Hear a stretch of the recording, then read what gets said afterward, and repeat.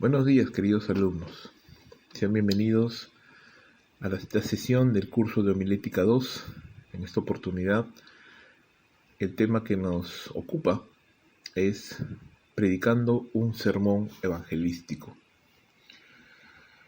Muchas veces, en las labores del ministerio, vamos a tener oportunidades de predicar el evangelio.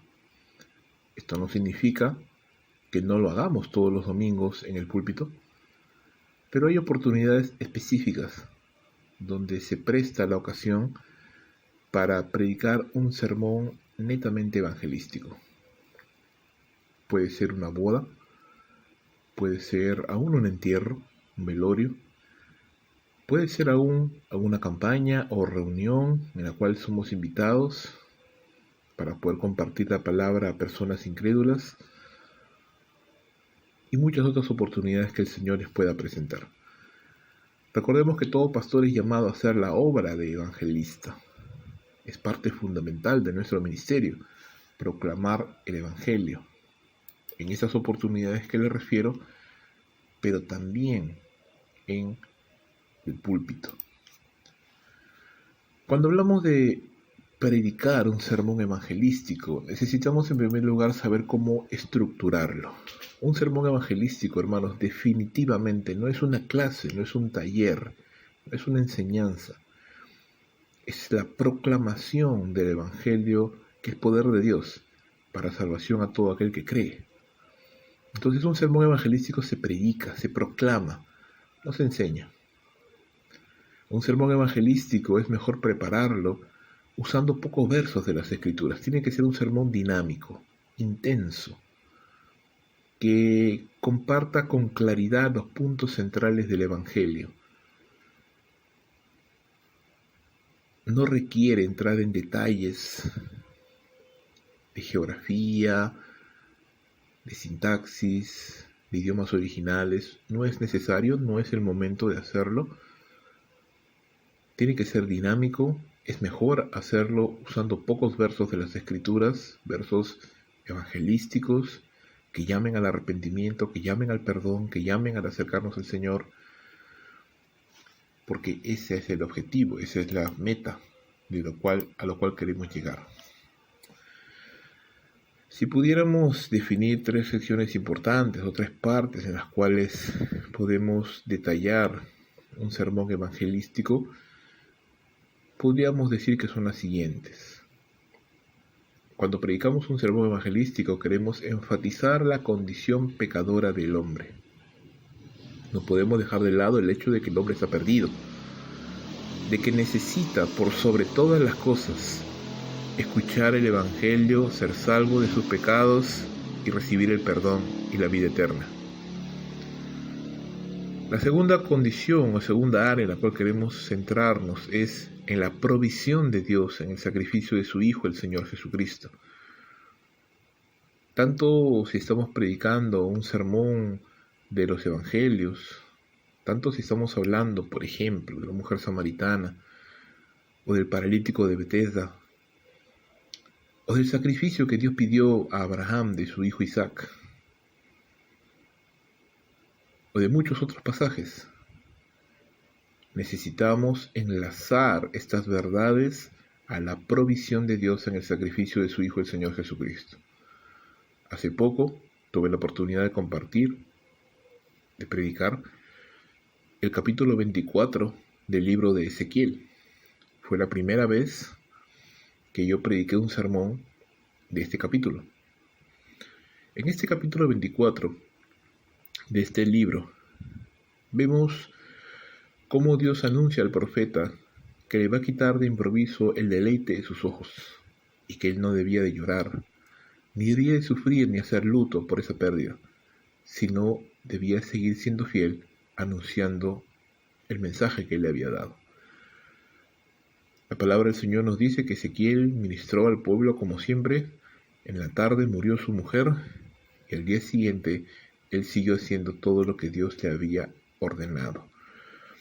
Este pasaje nos enseña que la muerte de la mujer de Ezequiel fue tanto un trato de Dios para el profeta como una señal para el pueblo de Israel, que así como Dios quitó de su siervo lo que él más amaba, así también Dios quitaría a su pueblo de aquello en lo que ellos confiaban, su tierra, Jerusalén, el templo.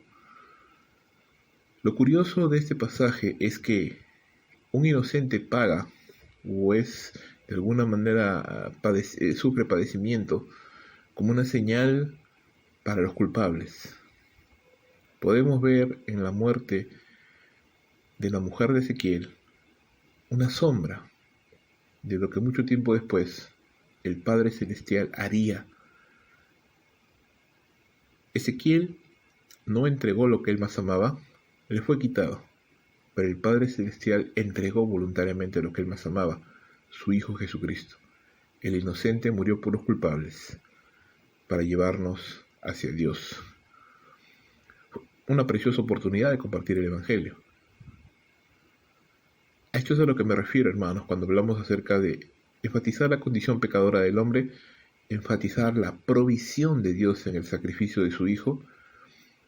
Y el tercer aspecto que un sermón evangelístico debe de tener es el llamado al hombre al arrepentimiento y a la fe.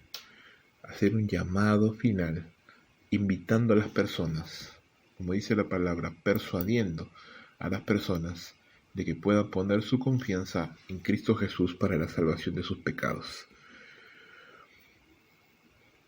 Predicar el Evangelio no es algo sencillo.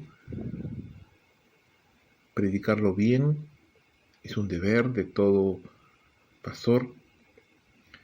Tenemos que esforzarnos, trabajar duro para poder presentar el Evangelio, no sin antes haber mostrado al hombre su condición pecaminosa. Y para ello necesitamos hablar de la ley, de lo que la ley establece como algo agradable a Dios y que ningún ser humano ha podido cumplir. No ofrecemos una mejor vida si aceptamos a Jesús. Proclamamos la triste condición pecadora del ser humano, arruinada y destruida por causa de nuestra naturaleza pecaminosa. Mira lo que dice este pasaje, que es la traducción de un libro de Martin Luther. Es necesario, dice, si te conviertes, que te vuelvas perturbado, es decir, que tengas una conciencia alarmada y temblorosa. Luego, después de que se hayas creado esta condición, debes comprender el consuelo que no proviene de ninguna obra tuya, sino de la obra de Dios. Él envió a su Hijo Jesús a este mundo para proclamar a pecadores aterrorizados la misericordia de Dios.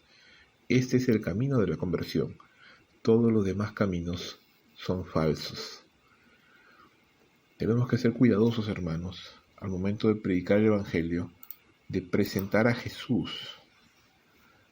Claro, presentamos la condición pecaminosa del ser humano. Estamos perdidos, pero eso no es todo el Evangelio.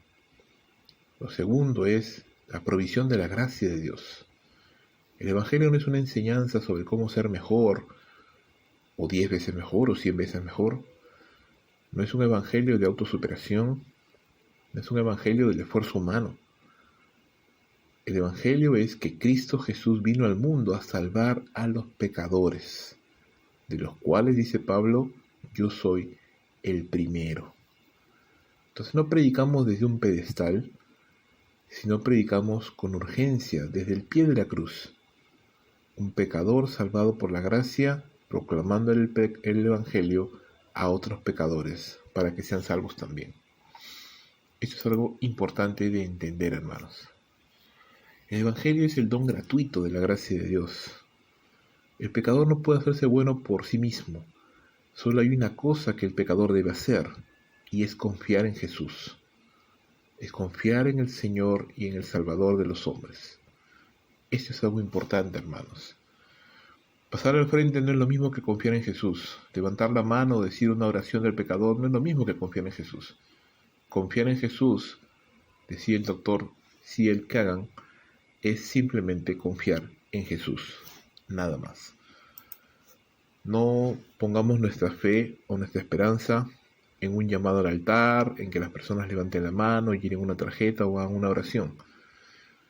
Nuestra preocupación no debe ser esa. porque quien obra en los corazones es el Espíritu de Dios.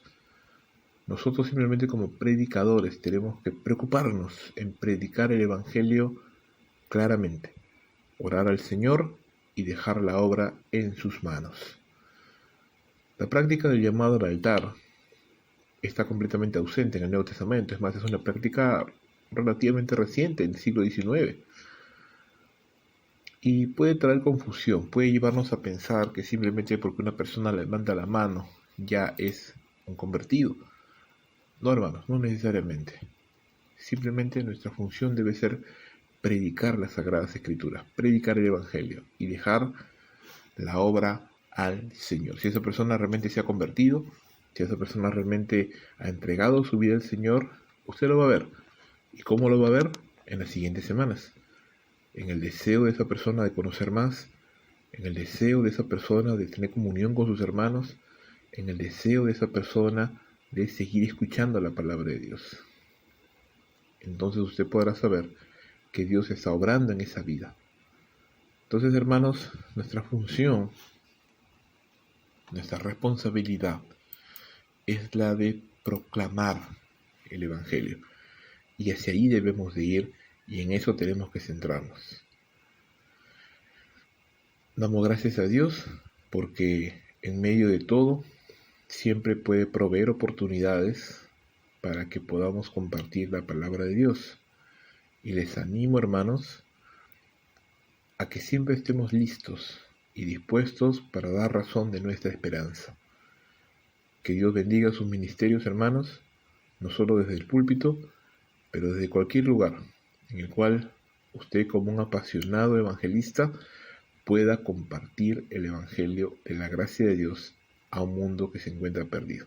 Que Dios les bendiga, hermanos. Nos vemos en la siguiente sesión.